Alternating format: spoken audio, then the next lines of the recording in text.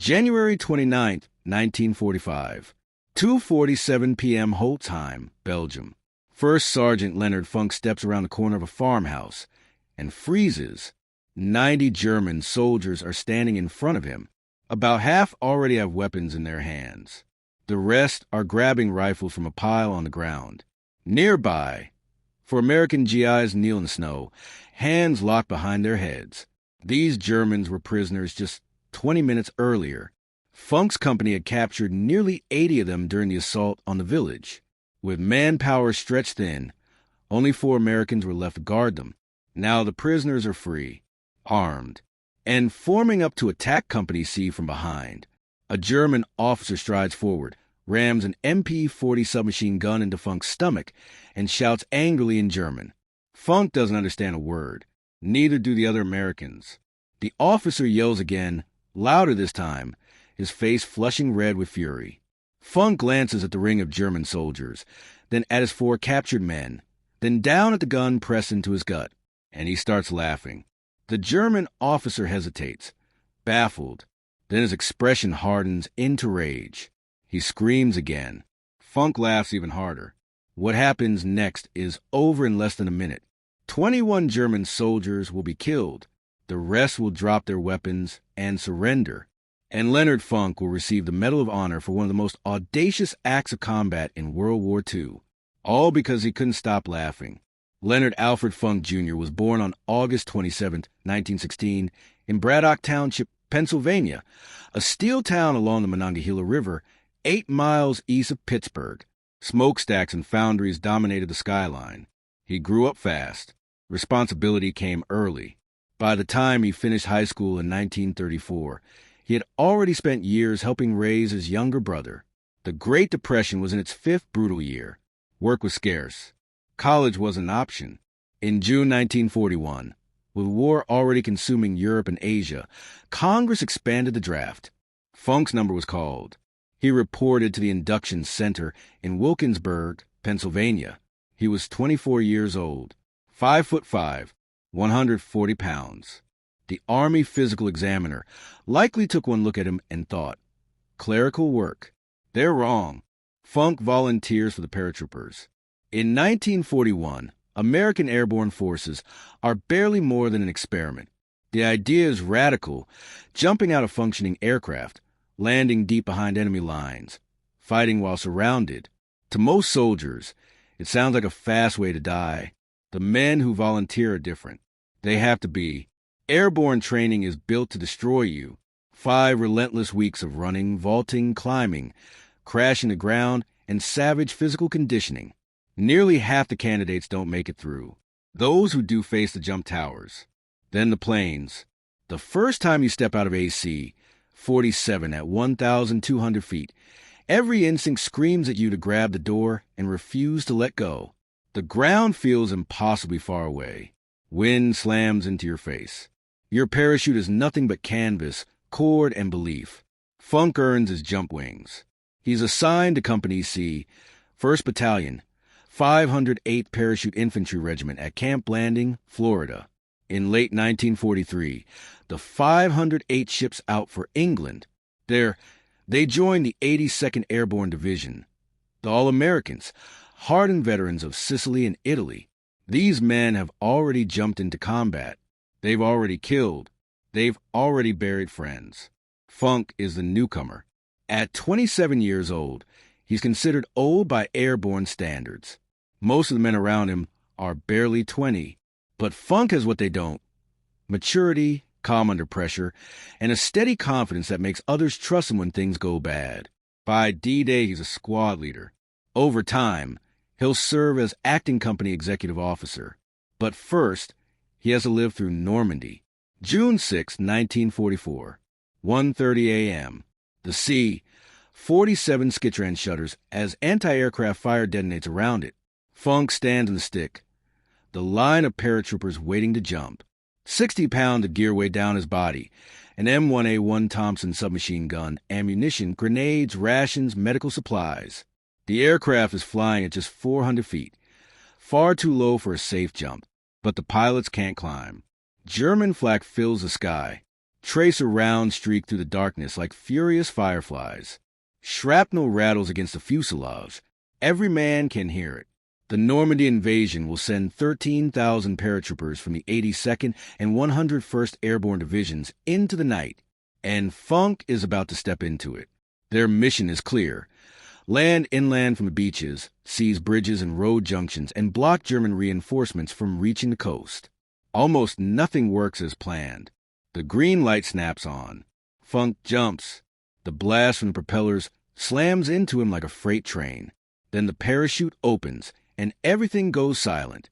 Beneath him lies France. Occupied France. Enemy ground in every direction. From the very first moments, the airborne landings on D-Day dissolve into chaos. German anti-aircraft fire shatters the formations, scattering paratroopers across more than 50 miles of countryside.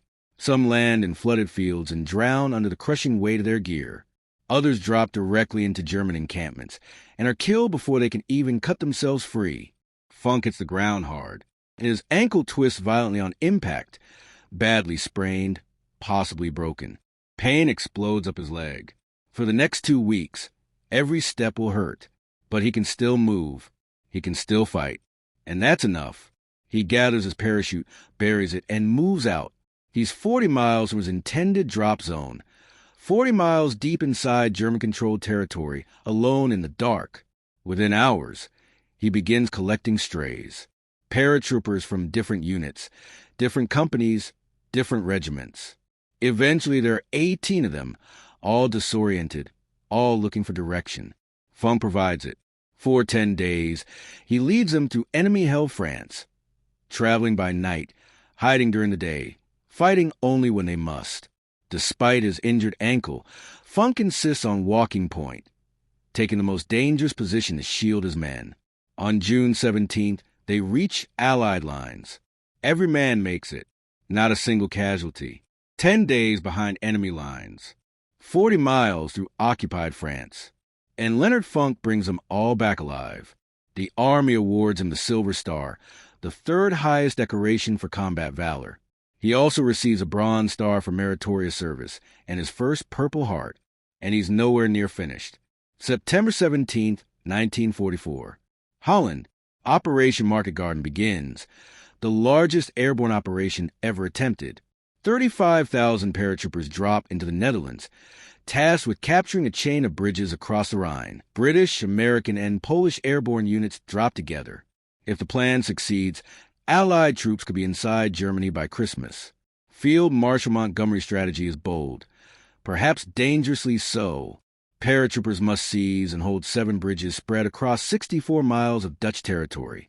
Ground forces would then charge up a single narrow highway to reach them.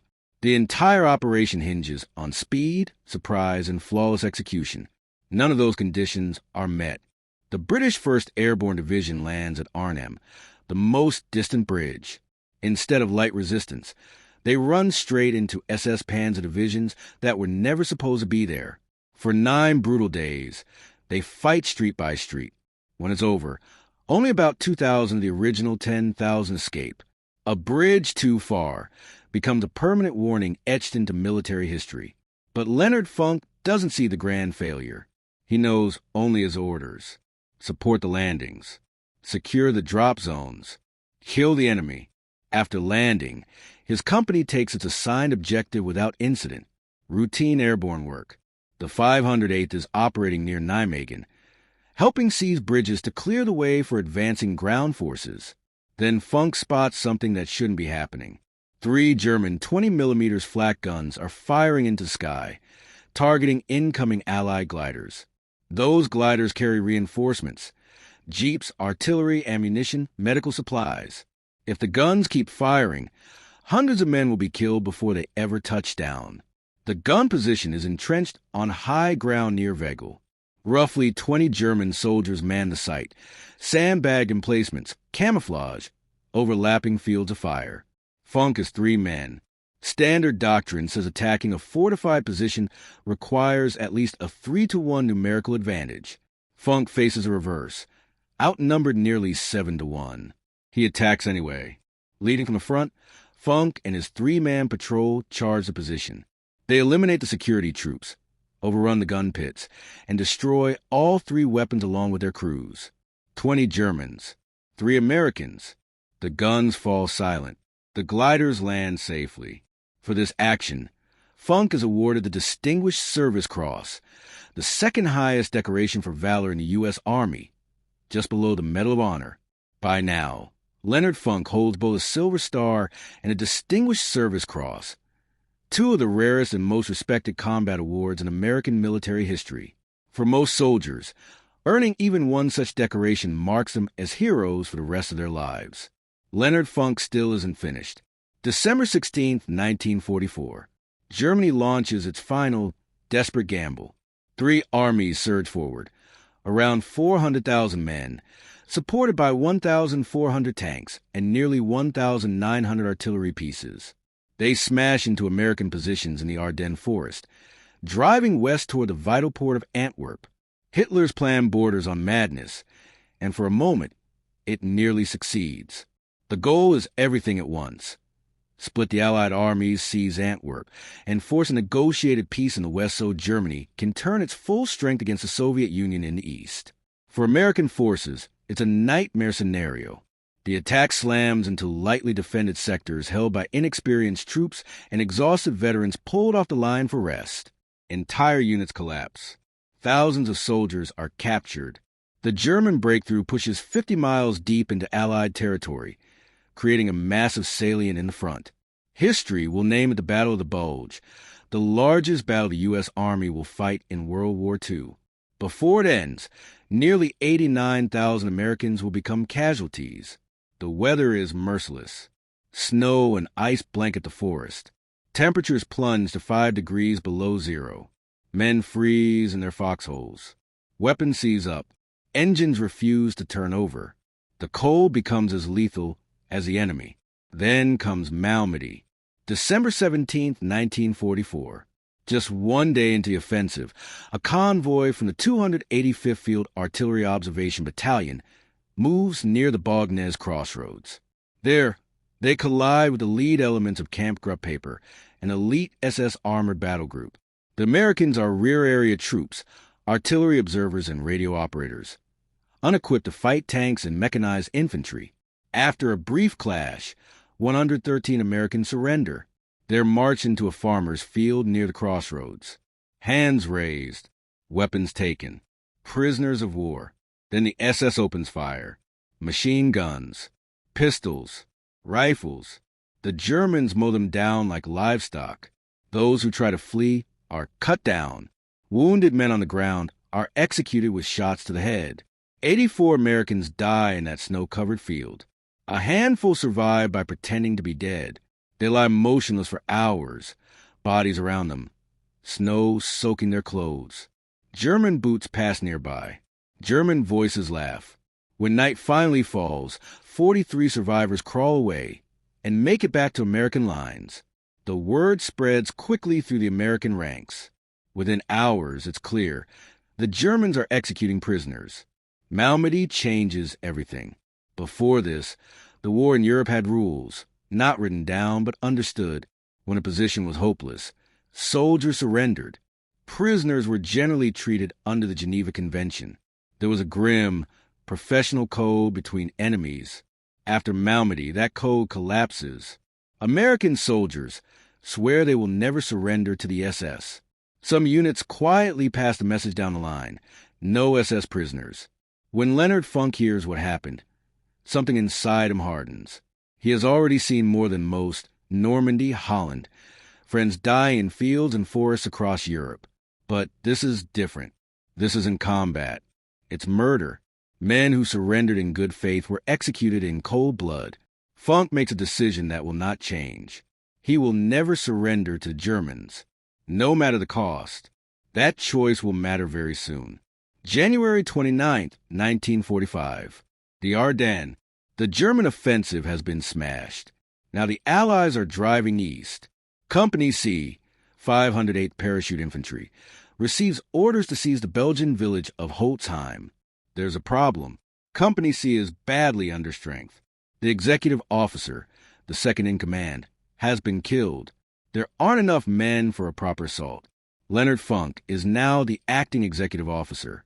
He studies a depleted roster and decides to improvise. Funk walks into the company headquarters tent. Inside are clerks, supply troops, cooks, men who normally never see the front line. "You're infantry now," he tells them. "Grab your weapons. We're taking that village." He forms a makeshift platoon, 30 men who have spent most of the war behind desks. They've had basic training, but real combat? Most have never fired at another human being. Funk doesn't hesitate. He needs manpower. He'll make soldiers out of them. The march to Holzheim is 15 miles through waist-deep snow, driven by a blizzard. Temperatures plunge far below freezing. German artillery pounds the area, shells bursting nearby, harassment fire snapping from the flanks. Funk leads from the front the entire way. They reach Holzheim. Funk organizes the attack. His clerks, his improvised infantry, follow him into the village. 15 houses. Germans in every one. Machine guns, rifles, grenades. Funk and his men clear them all. 30 Germans are captured. Not a single American is lost. Another Allied unit captures 50 more Germans on the far side of the village. That brings the total to 80 prisoners. They're herded into the yard of a farmhouse and told to sit tight. Funk surveys his men. They're exhausted. Hours of marching, fighting, and clearing buildings have taken their toll. Pockets of resistance still remain elsewhere in the village. Scattered German soldiers who haven't given up yet. He can spare only 4 men to guard the prisoners. "Hold them here," he tells the guards. "We'll send help when we can." Then Funk turns and heads back into the fight, unaware of what's unfolding behind him. While Funk continues clearing Holzheim, a German patrol moves toward the farmhouse. 10 men, maybe 20. They're wearing white camouflage capes over their uniforms. In the snow and confusion, they're nearly indistinguishable from American troops in winter gear. The 4 guards don't recognize the threat until it's too late. The Germans rush them, overpower them, strip them of their weapons, and force them down to their knees. Then they release the prisoners. 80 German captives, plus the patrol that freed them. 90 men in all. They grab rifles from the stacked weapons. They organize with speed and discipline. Their plan is obvious. Attack Company C from the rear. Funk's company is spread across the village, finishing off remaining resistance. No one is expecting an assault from behind. If 90 armed Germans strike now, while the Americans are dispersed, it will be a slaughter.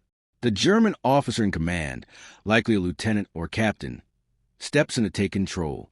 He begins issuing orders. "Place the machine guns here. Set up the ambush there. Wait for my signal." That's when Leonard Funk turns a corner. He's come back to check on the prisoners. Routine. Make sure the guards are still in place. See if reinforcements have arrived. He does not expect to walk straight into 90 armed Germans. Funk rounds the corner of the farmhouse and stops cold. The scene doesn't make sense at first. His 4 guards are kneeling in the snow. The prisoners, who should be unarmed and contained, are everywhere, rifles in their hands, forming up for a fight. The German officer notices Funk instantly. The first sergeant stripes on Funk's sleeve mark him as a leader, a valuable capture. The officer strides forward, jams an MP-40 submachine gun into Funk's stomach, and shouts command in German. "Surrender. Drop your weapon." Funk has no idea that's what the officer is saying. He doesn't speak German. The words mean nothing to him. The officer shouts again, louder now. His face flushes crimson, veins standing out in his neck. Funk takes in the scene. 90 German soldiers, roughly half of them armed. His 4 men kneeling in the snow, disarmed and helpless. 1 more American beside him, just as trapped. The math is merciless. There is no version of this moment where Leonard Funk survives by fighting. He is outnumbered 90 to 1. The logical choice, the only rational option, is surrender. But Funk remembers Malmedy. 84 Americans butchered in a field, shot down after surrendering, left bleeding and freezing in the snow. He has already made his choice. He will never surrender to the Germans. So instead of obeying, Leonard Funk does something no one expects. He laughs. No one can say for certain why. Maybe it's a calculated move, a way to confuse the enemy, to steal a few seconds. Maybe it's raw stress. The human mind does strange things when death feels inevitable. Or maybe it's genuine disbelief. The sheer absurdity of the moment. An officer screaming in a language Funk doesn't understand, demanding obedience he assumes will come. Funk would later say he tried to stop laughing, and couldn't. Something about the officer shouting in German struck a nerve. Whatever the cause, the effect is explosive. The German officer yells even louder. Funk laughs harder. He bends forward, shoulders shaking, and calls out to his men, still chuckling. I don't understand a word he's saying.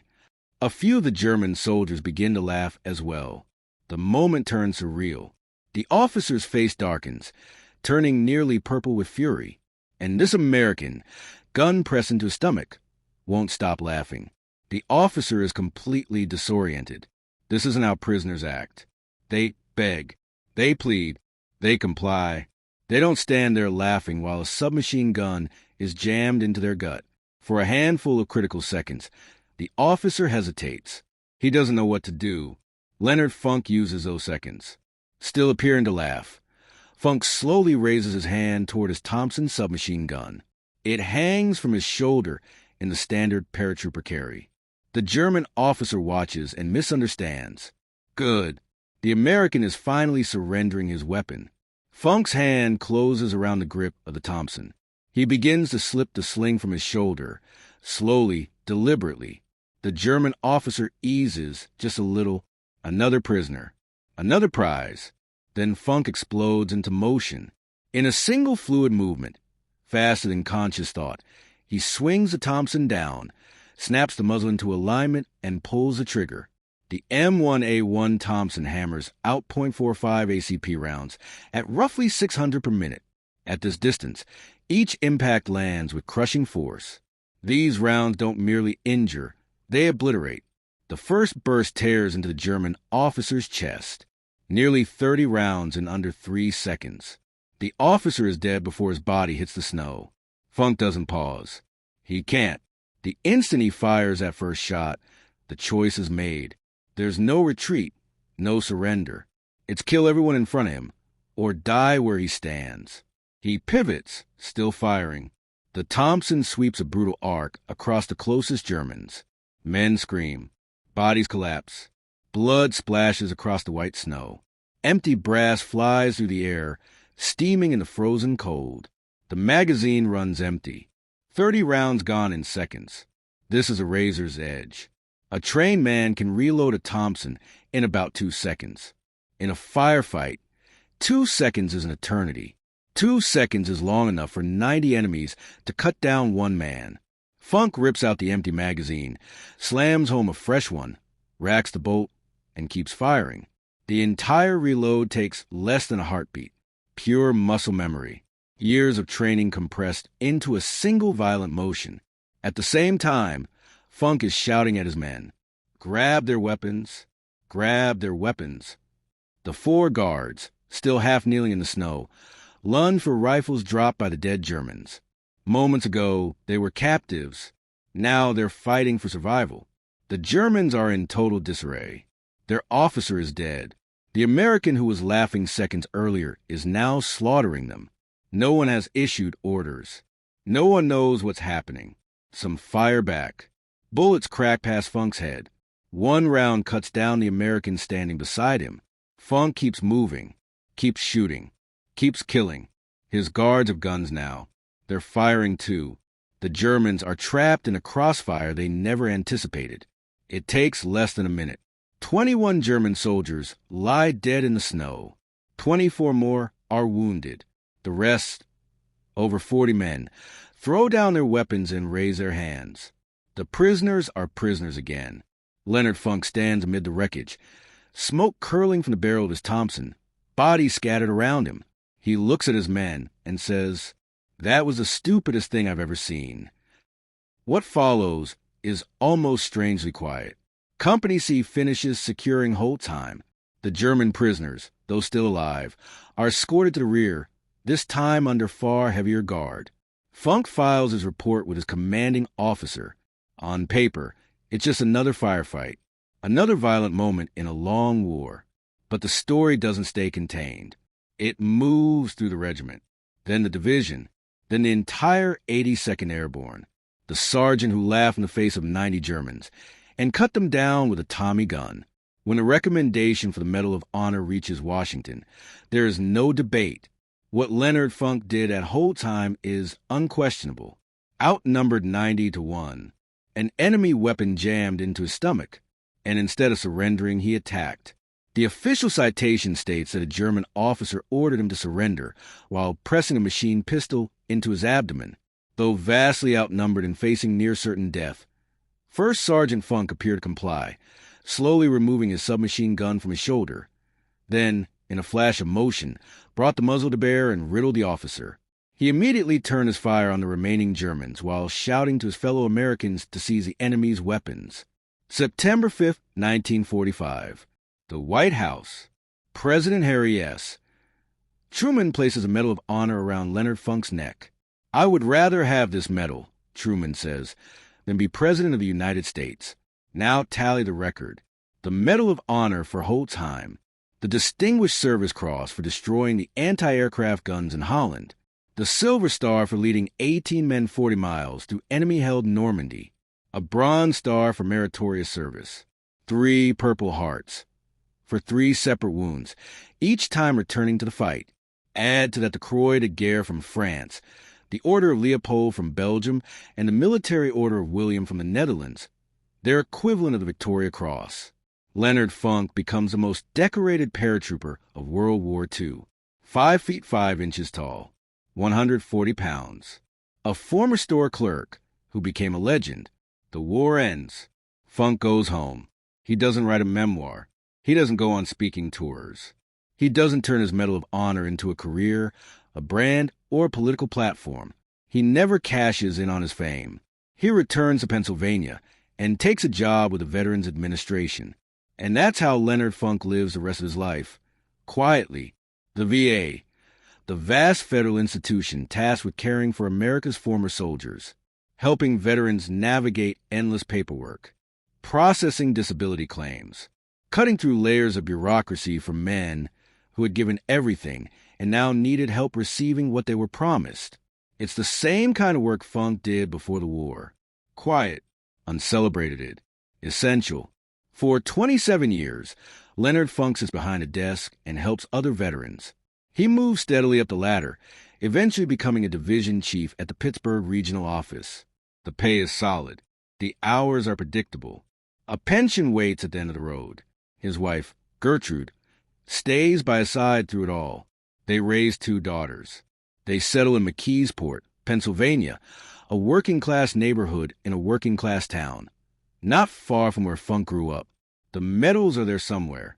The Medal of Honor, the Distinguished Service Cross, the Silver Star, foreign decoration from France, Belgium, and the Netherlands. They sit in a case, mostly unseen. Funk never talks about them. When people ask about Holzheim, about the laughter, about the 90 Germans, he waves it away. Did what I had to do. That's all he ever says. November 20th, 1992. Braddock Hills, Pennsylvania. Leonard Alfred Funk Jr. dies of cancer. He is 76 years old. He is buried at Arlington National Cemetery. Section 35. Grave 23,734. Among the dead of every American war. At the time of his death, he is the last surviving Medal of Honor recipient from the 82nd Airborne Division of World War II. His name lives on quietly. A fitness center at Fort Bragg, now Fort Liberty, bears his name. A highway in Pennsylvania carries it. A post office in McKeesport is dedicated to him in 2023. And yet, most people have never heard of Leonard Funk. They know Audie Murphy. They know Alvin York. They know the famous names. They don't know the short, soft-spoken paratrooper who laughed at 90 Germans and killed 21 of them with a Tommy gun. And that may be the point, because the story of Leonard Funk tells us something essential about war. War does not reward size. It does not favor brute strength. It does not belong to the loud, the reckless, or the fearless. Sometimes it belongs to the quiet man who simply refuses to quit. War rewards the people who keep thinking after everyone else has shut down. At Holzheim, Leonard Funk had every reason to surrender. The numbers were hopeless, 90 against 1. A submachine gun pressed into his stomach. His men already disarmed and kneeling.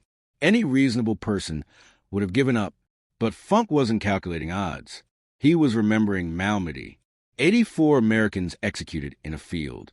Prisoners murdered after surrendering.